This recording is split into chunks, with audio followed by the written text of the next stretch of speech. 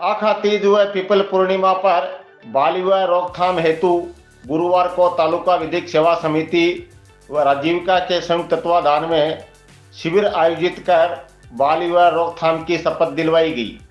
शिविर में समिति की लक्ष्मी गहलोत, राजीविका प्रभारी शिवानी भटनागर, किरण, भांवरी, सोनू, सरिता, मंजू, पूनम, कल्पना, आंचल आदि मौजूद थी।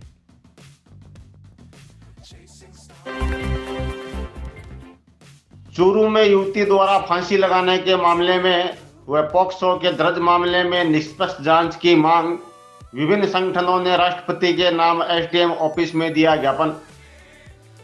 चूरू में युवती द्वारा फांसी लगाने के मामले में रतनगढ़ तहसील क्षेत्र में एक 9 साल की बच्ची के साथ अश्लील हरकत करने के दर्ज मामले में निष्पक्ष जांच करवाने की मांग को लेकर गुरुवार को रतनगढ़ में विश्व हिंदू परिषद, बजरंग दल के अलावा विभिन्न संगठनों ने राष्ट्रपति के नाम एसडीएम ऑफिस में एसडीएम अमित वर्मा को ज्ञापन दिया है। ज्ञापन में उल्लेख किया है कि चूरू के ब्यूटी पार्लर में 20 अप्रैल को युवती द्वारा फांसी लगाने के मामले में अभी जांच चल रही है, लेकिन चूरू पुलिस द्वारा जांच पूरी होने से पहले ही उसे प्रेम प्रसंग का मामला बताकर लिपापोती की जा रही है, जिससे प्रतीत होता है कि चूरू पुलिस किसी षड्यंत्र के तहत राजनीतिक दबाव में मामले का रूप बदलना चाहती है। ज्ञापन में दोनों मामलों की निष्पक्ष जांच करवाकर दोषियों के विरुद्ध कड़ी कार्रवाई की मांग की है। ज्ञापन पर राजकुमार महर्षि सहित दर्जनों लोगों के हस्ताक्षर है। सड़क पर अचानक पशु आ जाने से कार ने अनियंत्रित होकर मारी पलटी, 2 की मौत, 3 लोग हुए घायल। राजलदेसर में नेशनल हाईवे 11 पर गुरुवार को अनियंत्रित कार पलटने से 2 व्यक्तियों की मौत हो गई और 3 लोग घायल हो गए। राजलदेसर थाने के एएसआई भगवान सिंह राठौड़ ने बताया कि 50 वर्षीय मोतीराम पुत्र गोवर्धन राम जाट निवासी राजलदेसर, गिरधारी लाल पुत्र कन्यालाल जाट निवासी गोपालपुरा सुजानगढ़, इनका बेटा श्रीराम और महेंद्र स्वामी निवासी रामपुरा देवानी, रमेश पुत्र नंदलाल प्रजापत निवासी सुजानगढ़, ये सभी लोग कार में सवार होकर बीकानेर जा रहे थे। राजलदेसर में नेशनल हाईवे 11 पर महावीर होटल के पास सड़क पर अचानक पशु आ जाने से कार अनियंत्रित होकर पलटी खा गई। हादसे में मोतीराम की मौके पर ही मौत हो गई और बाकी घायलों को रतनगढ़ के सरकारी अस्पताल लाया गया, जहां सुजानगढ़ निवासी रमेश को छोड़कर सभी को हायर सेंटर रेफर कर दिया गया और बीकानेर जाते समय रास्ते में गिरधारी लाल जाट की भी मौत हो गई। पुलिस ने मृतक के परिजनों की रिपोर्ट पर मर्ग दर्ज कर दोनों शवों का पोस्टमार्टम कराकर सब परिजनों के सुपुर्द कर दिए। सर आज क्या मामला हुआ था सर? हाँ जी, आज दिनांक 25/4/24 को मेरी मन भगवान सिंह एएसआई की ड्यूटी लगाई हुई थी जी। वक्त करीब 10 बजे के लगभग टेलीफोन आया कि महावीर होटल के सामने एक एक्सीडेंट हो गया, तुरंत पहुंचो। इस इतला पर मैं ड्राइवर सुनील व सिपाही रमेश के तुरंत मौके पर पहुंचे। वह जाकर देखा तो महावीर होटल के पास NH 11 पर जी सड़क के ऊपर पशु आ जाने से एक कार असंतुलित होकर जी पलटा खाकर गिरी हुई थी। पास में ही गिरधारी लाल पुत्र कन्यालाल जाट निवासी गोपालपुरा सुजानगढ़ व श्रीराम पुत्र गिरधारीलाल जाट निवासी गोपालपुरा व महेंद्र स्वामी निवासी रामपुरा देवानी व रमेश पुत्र नंदलाल प्रजापत सुजानगढ़ जी व मोतीराम पुत्र गोवर्धन राम जाट निवासी राजलदेसर जो घायल अवस्था में पड़े हुए थे, जिनमें मोतीराम को देखा गया तो मोतीराम की उसमें मौत हो चुकी थी। जी बाकी घायलों को एम्बुलेंस के द्वारा व अन्य साधनों के द्वारा हॉस्पिटल में पहुंचाया गया। राजदेसर में एक व्यक्ति को छोड़कर बाकी को रेफर रतनगढ़ कर दिया गया। जी। रतनगढ़ से 3 व्यक्तियों को बीकानेर के लिए रेफर किया। जी। जिनमें ये अपने गिरधारीलाल है। इसकी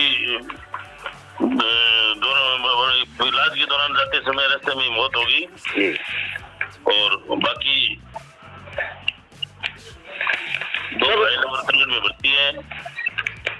दोनों का राजकीय चिकित्सालय राजदेसर में पोस्टमार्टम करवा कर अंतिम संस्कार परिजनों को सुपुर्द कर दिया और परिजनों के रिपोर्ट पर मर्ग दर्ज कर अग्रिम कार्रवाई शुरू कर दी है। सर ये कहाँ से कहाँ जा रहे थे सर? ये सुल्तानगढ़ से आ रहे थे, वह बीकानेर किसी जरूरी काम से जा रहे थे। बताया जा रहा है कि बाप बेटे दोनों जो अपने जा रहे थे, वो अपने काम से अपने रिश्तेदारों मोतीराम वगैरह को लेकर जा रहे थे जी। और उसी दौरान ही इनकी कोई अकस्मात किसी पशु के आ जाने से कार पलट गई और ये लोग 2 लोग मारे गए व 3 लोग घायल हैं। ठीक है सर, ठीक है। होटल सन सिटी के ब्यूटी पार्लर में हुई मौत के मामले में नया मोड़। सरकारी टीचर से प्रेम प्रसंग का निकला मामला। धार्मिक भावना भड़काने पर एक व्यक्ति के खिलाफ मुकदमा दर्ज। चूरू जिला मुख्यालय पर 20 अप्रैल की देर रात होटल सन सिटी के ब्यूटी पार्लर में युवती की मौत के मामले में अब नया मोड़ आया है। यहाँ पुलिस की प्रारंभिक जांच में चौंकाने वाला खुलासा हुआ है। डीएसपी सुनील कुमार झाझड़िया ने बताया कि प्रारंभिक जांच में प्रेम प्रसंग का मामला सामने आया है। उन्होंने बताया कि घटना के बाद साइबर सेल ने तकनीकी सहायता से जुटाए साक्ष्यों और गवाहों से जुटाए साक्ष्यों के आधार पर जांच की तो यह पता चला। जांच में सामने आया कि युवती का शहर के एक शादीशुदा टीचर से प्रेम प्रसंग चल रहा था और वह उससे शादी करना चाहती थी। टीचर ने उससे दूरी बना ली थी। वहीं उसकी पत्नी ने भी युवती को दूर रहने को कहा था। इसके बाद भी वह इसी से शादी करना चाहती थी। हालांकि युवती की मौत के बाद उसके परिजनों ने 4 लोगों के खिलाफ हत्या की आशंका और सुसाइड के लिए मजबूर करने का आरोप लगाते हुए नामजद मुकदमा दर्ज करवाया था, जिसके बाद पुलिस ने 3 व्यक्तियों को राउंड अप भी किया था। आरोपियों को फांसी की सजा देने और होटल तथा कैफे पर अनैतिक गतिविधियों सहित विभिन्न मांगों को लेकर मंगलवार को गढ़ चौराहे पर प्रदर्शन किया गया था। इसी मामले को लेकर सोशल मीडिया पर पोस्ट कर धार्मिक भावनाओं को ठेस पहुंचाने के आरोप में कोतवाली थाने में एक युवक के खिलाफ मुकदमा दर्ज हुआ है। डीएसपी झाझड़िया के अनुसार कमल सोनी निवासी चूरू के खिलाफ धार्मिक भावनाओं को ठेस पहुंचाए जाने को लेकर कोतवाली थाने में मुकदमा दर्ज किया गया है। इधर पुलिस के द्वारा अभी भी मामले की जांच की जा रही है।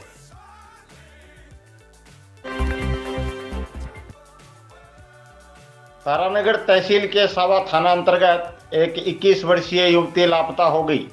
इस संबंध में युवती के परिजनों ने आज सावा पुलिस को रिपोर्ट दी है कि उनकी 21 वर्षीय पुत्री जो कल सुबह कॉलेज का कहकर घर से गई थी, जो आज तक वापस नहीं लौटी।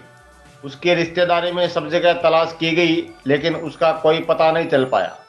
पुलिस ने गुमशुदगी दर्ज कर जांच शुरू की। वार्ड 20 मदनी चौक के पास 11,000 केवी विद्युत लाइन का क्षतिग्रस्त पोल टूटकर गिरा। रास्ता हुआ बंद। मोहल्ले वासियों ने जताया रोष। कस्बे के मोहल्ला नडियान वार्ड 20 मदनी चौक के पास बुधवार रात्रि को क्षतिग्रस्त विद्युत पोल के गिरने से मोहल्ले में रात भर बिजली गुल रहने के कारण लोगों ने विरोध प्रदर्शन कर आक्रोश जताया। शौकत प्लम्बर, अदृश चौहान, अख्तर, मेजर सरताज, हारून, सुल्तान, फजलू, वसीम सहित मोहल्ले के अनेक लोगों ने विद्युत विभाग के खिलाफ नारेबाजी कर आक्रोश जताते हुए कहा कि 11,000 के विद्युत लाइन का ये पोल पूर्व में क्षतिग्रस्त था, जिसको लेकर विद्युत विभाग को बदलने के लिए अवगत भी करवाया गया था, लेकिन विद्युत विभाग की अनदेखी के कारण बुधवार रात्रि को वार्ड 20 मदनी चौक के पास स्थित उक्त विद्युत पोल टूटकर गिर गया, जिसके कारण पूरे मोहल्ले में रात भर बिजली गुल हो गई तथा रास्ता भी बंद हो गया। गनीमत यह रही कि मौके पर विद्युत पोल के पास कोई नहीं था, अन्यथा बड़ा हादसा हो सकता था। शौकत प्लम्बर ने बताया कि विद्युत पोल के गिरने से रास्ता भी बंद है तथा पूरे मोहल्ले में विद्युत सप्लाई नहीं होने के कारण घरों में फ्रिज में रखा सामान खराब हो गया है। रात को लाइट नहीं होने के कारण बच्चे भी नहीं सो पाए, जिसके चलते बच्चे स्कूल नहीं जा पाए हैं। मोहल्ले वासियों ने बताया कि विद्युत विभाग को इस संबंध में अवगत करवाया जा चुका है, मगर अभी तक कोई भी अधिकारी या कर्मचारी मौके पर नहीं पहुंचे, जिसके कारण मोहल्ले वासियों में रोष पनपता जा रहा है। उन्होंने चेतावनी दी कि शीघ्र समस्या का समाधान नहीं किया गया तो मोहल्लेवासी रास्ता रोककर आंदोलन करने को मजबूर होंगे, जिसकी समस्त प्रकार की जिम्मेदारी विभाग की होगी। ये खंभा जो है डैमेज हो गया और इसका बिजली विभाग ने कुछ भी ख्याल नहीं रखा, ना ही चेक किया। और अभी 6 घंटे से बिजली विभाग का कोई भी आदमी नहीं आया यहाँ पे। रात को नींद की वजह से बच्चे जो है वो स्कूल नहीं जा पाए, ठीक है। और अभी रास्ता जाम है, रास्ता पूरा जाम है और फ्रिज के अंदर जिसका सामान वगैरह था वो सब खराब है। अभी तक बिजली विभाग यहाँ पे नहीं आया। अगर तुरंत कार्रवाई नहीं की तो फिर हम जन आंदोलन करेंगे। इसका जिम्मेवार जो है वो प्रशासन होगा। प्रार्थना है कि रात को 3 बजे है ना ये पोल पड़ गया था और पोल भी एकदम से डैमेज हुआ है। पोल ऐसे नहीं पड़ा कोई गाड़ी से पड़ गई और से एकदम से डैमेज हुआ है। और कोई भी हादसा हो जाता इसका जवाबदार कौन होता? बिजली विभाग होता। कल को कोई भी होगा और ये जन आंदोलन है ना, ये रास्ता जाम करने का कोई भी इसका जवाबदार है ना, वो सब बिजली विभाग होगा। अगर इसको नहीं संभाला ना तो बच्चे स्कूल गए ना कोई और है। पानी की व्यवस्था, सब चीज़ की, लाइट की, सबकी फ्रिज वगैरह में सब सामान रखा हुआ था, सब खराब हुआ है। इसका जवाबदार इलेक्ट्रिक बोर्ड होगा। ये कोई भी काम होगा तो उसका जवाबदार जन आंदोलन भी हो सकता है। इधर कोई एक पोल वो भी डैमेज हुआ है, पूरा पड़ा हुआ है। ना कोई इसका देखने वाला है, ना कोई राजनेता है, ना कोई, सब राजनीतिक चलते हैं। सबके ऊपर वोट को अहमियत देते हैं, वोट वैसे नहीं लेते हैं। नडिया मोहल्ले के एक तरफा वोट है। कृष्णा को पहले कह रहे हैं, अब कांग्रेस को ना कोई देखने वाला है ना कोई इनकी सुनने वाला है और राजनेता इधर आगे बढ़ जाते हैं सब।